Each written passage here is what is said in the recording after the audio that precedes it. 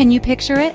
The skyline of New York City, a dazzling crown of skyscrapers piercing the clouds, the sun glinting off the glass towers of downtown Los Angeles, the iconic Golden Gate Bridge in San Francisco, a symbol of American ambition and dreams. These are the postcards of prosperity, the epicenters of immense wealth where dreams are supposedly forged in gold. We see the bustling streets, the designer storefronts, the fancy cars gliding by. It's a world of glamour, a world of endless possibility, a world where it seems anything can be achieved with just a little bit of hustle. We are told this is the land of opportunity, the shining beacon on a hill. But I want you to look closer. Look past the shimmering facade. Look into the shadows cast by those very same skyscrapers. What do you see there? Huddled in a doorway, a man pulls a thin blanket tighter, shielding himself from the biting wind. Underneath a sprawling freeway overpass, a makeshift city of tents stands in silent defiance of the luxury condos just a stone's throw away. This is the other side of the story, the one that doesn't make it onto the postcards. It is a reality that exists side by side with unimaginable wealth, a heartbreaking paradox that plays out every single day on the streets of America's richest cities. The contrast is so jarring, isn't it?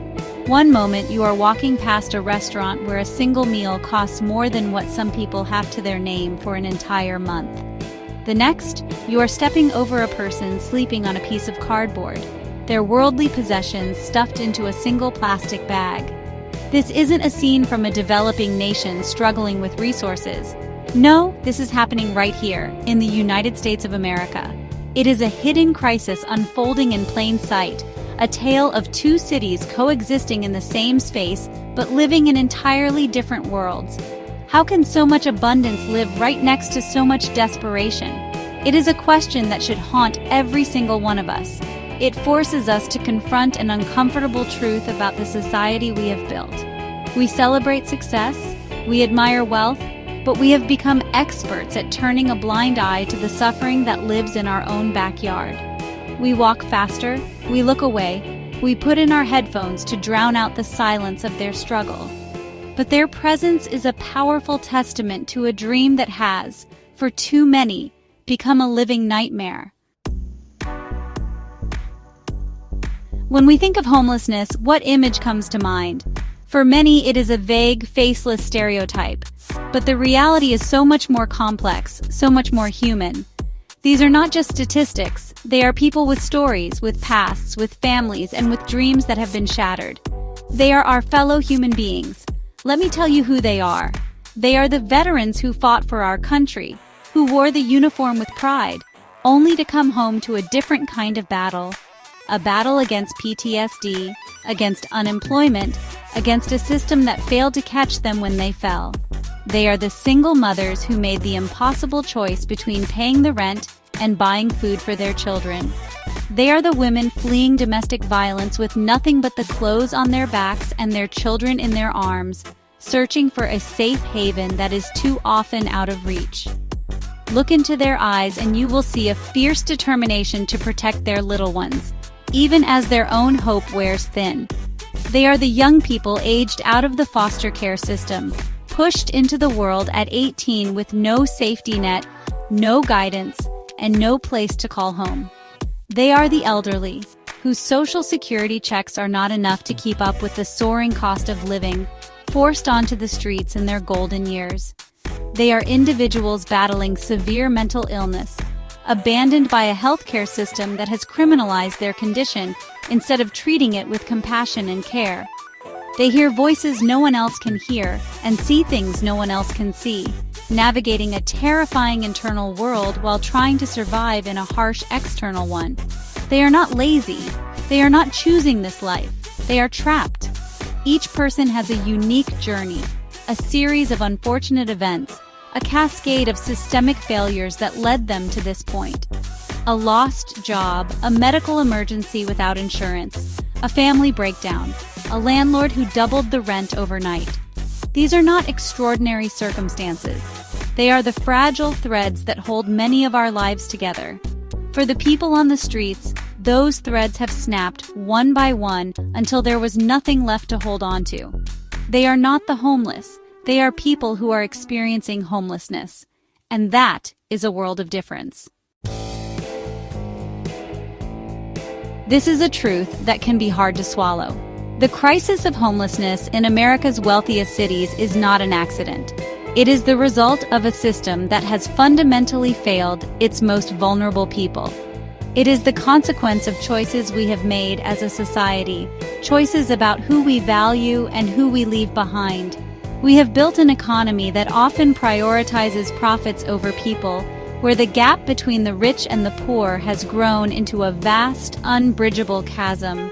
Housing is no longer seen as a basic human right, but as a commodity, an investment to be traded for maximum gain. Think about it. In cities like San Francisco and New York, the cost of a simple one-bedroom apartment is astronomical, far beyond the reach of someone working a minimum wage job, or even two. We have defunded mental health services, closing down institutions without creating viable community-based alternatives. We have left people with profound psychological needs to fend for themselves on the streets, where their conditions worsen, and they become caught in a revolving door of emergency rooms, shelters, and even jails. This isn't a solution, it's a cycle of neglect. Our social safety nets, once designed to catch people in hard times, are now riddled with holes. The support systems are complicated, underfunded, and difficult to navigate. A person trying to get help might have to visit 5 different offices, fill out dozens of forms, and wait for months, all while trying to survive day to day.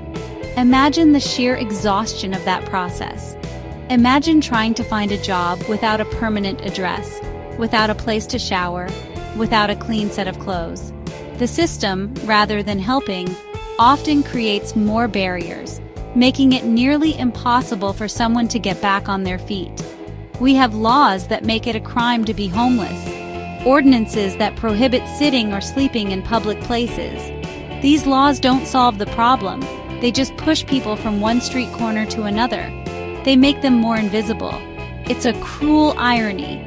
We have failed to provide housing, and then we punish people for not having it.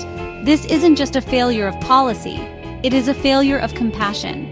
It is the breaking of a promise that in a country of such great means, we will look after one another. That promise remains unkept. So what do we do?